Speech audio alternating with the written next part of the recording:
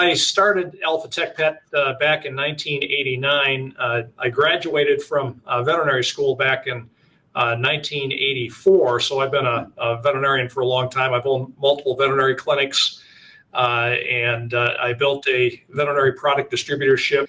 And my specialty really is sanitation and disinfection. And what I can tell you about our products is they work. Most of our large customer base is business to business, right? So the people that use our products, they've tried everything that's out there. And we'll hear them say, oh, yeah, we've tried this. Oh, we've tried that. Why is your odor pet any different than anybody else's? Because their head is cooking, going, nothing works. And then they try our stuff. And they go, oh my goodness, your stuff does what it says it's going to do. And that's how all of our products are. Take our skunk away, for example. There are a number of skunk mitigation products that are out there, but what people don't realize is there are 6 different chemicals in the skunk musk. And all of the products that are out there, they've been developed to take care of only 2 of the 6 chemicals. They don't take care of the thioacetates. They take care of the thiols, 2 thiols. They don't take care of the thioacetates. And that's why these dogs, when they get wet, they stink all over again, because as soon as the thioacetates come in contact with water, it reactivates. So we've developed our skunk away to take care of all 6 of the different compounds, because we have a better understanding than a lot of people that are out there. Number one, I'm a formulating veterinarian, right? And I understand our marketplace and our industry. I don't know any other companies that have veterinarians on board that are making the kinds of products that we make, like our PX550. Our PX550 is made out of human edible ingredients. It can't get any safer than that, right? But it will instantly, and I mean, bam, it will instantly eliminate any nitrogen-based odor, whether it's garbage cans or poop or pee. As soon as that comes in contact with our PX550, it gets instantly neutralized. And you know it works because we don't have a fragrance in our product.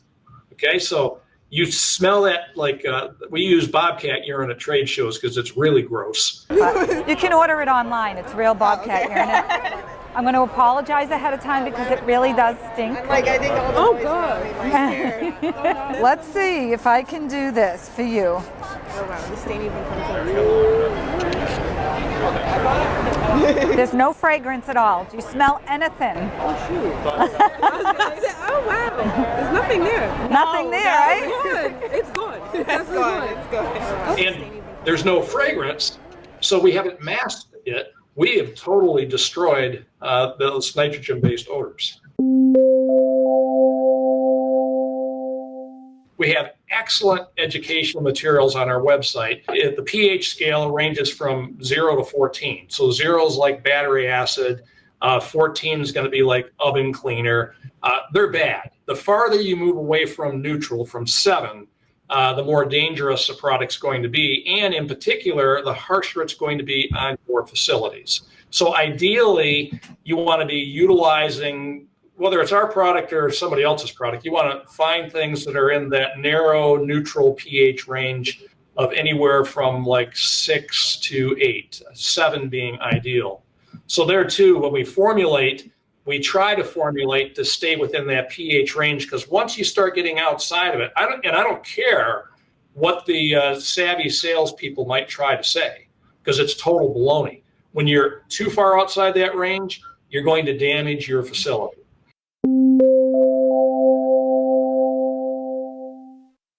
Now, in the world of disinfectants, you got cleaners, you got sanitizers, you have disinfectants, and then you have sterilizers. Sanitizers are a 3-log kill. They kill 99.9% of the microbes. So if you have a company that says, okay, you can use 2 ounces of our product or 1 ounce of our product per gallon of water, you see how economical it is? But if you read their label, and their label says, well, for all bacteria and all fungi, you need 8 ounces. Well, it's not so economical when you start reading labels. And their product, their pH in the concentrate is 1.0. And in the dilution, it's 2.3. And then people get really upset later on down the road because their facility is getting all eaten up, and they don't understand why. If you ever need a hydrogen peroxide product, stick with the Stericyde.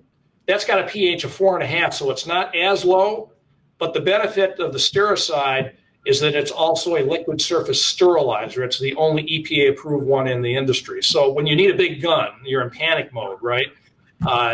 You got to go for the big guy. I don't know, a handful of years ago, whenever the Ebola crisis hit, one of our facilities, I think it was the Dallas SPCA, had the Ebola dog in their facility, and they called us up in a panic. Oh my goodness, what are we going to do?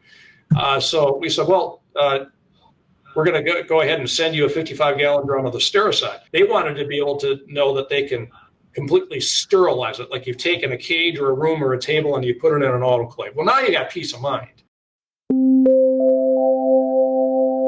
I'm a big believer of not selling products, but selling from programs, because there's no one product that's suitable for everything. It just doesn't exist. We have this sanitation self-assessment tool that's on our website that helps people kind of walk through how to take your facility sanitation program from here to here and to here. And the way you do that is you identify what products you're using now.